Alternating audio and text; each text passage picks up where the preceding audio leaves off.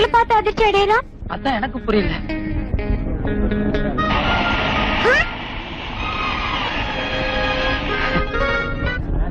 என்னடா ரெட்டலை காமிக்கிற?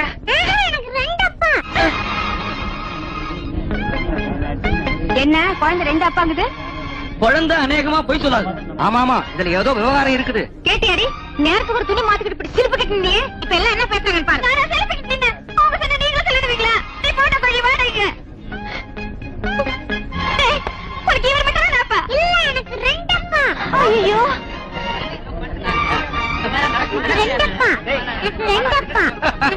அப்பனா நீயா எனக்கு அப்பே? ஒரு நேஷனல் லீடர் இருக்கு அப்பேன்னு சொல்றதுக்கு உனக்கு என்னடா தகுதி இருக்கு? என் வாயால உன்னை எப்படி அப்பான்னு கூப்பிடுவேன்? எப்படி கூப்பிடுவேன்? என் மூஞ்சில முடிக்காரா? அப்பனா இவனா?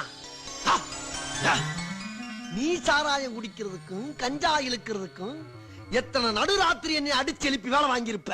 இப்ப என்னையா உனக்கு 7 மணிக்கே தூக்கம் கேக்குது? கொய்யா லட்சக்கணக்கிலே இங்கு கூடியிருக்கும் தாய்மார்களே, தேர்தலில் என்னை வெற்றி பெறச் செய்து விட்டீர்கள். என் வெற்றி தாய் குலத்தின் வெற்றி, என் வெற்றி பெண்களின் வெற்றி. என் வெற்றியை காண பொறுக்காத சிலர் உனது கட்சியின் கொள்கை என்ன என்று கேட்கிறார்கள். என் கட்சியின் கொள்கை என்ன? அதுதான் அப்பாயிசம். அப்பாயிசம் என்றால் என்ன? அப்பா சொல்வதை மகன் கேட்க வேண்டாம், மகன் சொல்வதை அப்பா கேட்க வேண்டாம், நான் சொல்வதை நீங்கள் கேட்க வேண்டாம். இதுதான் அப்பாயிசம். சொன்னது வேற யாரு? நான் தான். திமுக காரங்களுக்கு சூடு சொரணை இருக்கா? இல்ல சோத்துல உப்பு போட்டு தான் சாப்பிடுறீங்களா? உங்களுக்கு தன்மானம் ஒண்ணு இருக்கா? எதுவுமே இல்லையா? நான் மட்டும் இல்ல, நிறைய பேர் கேக்குறாங்க.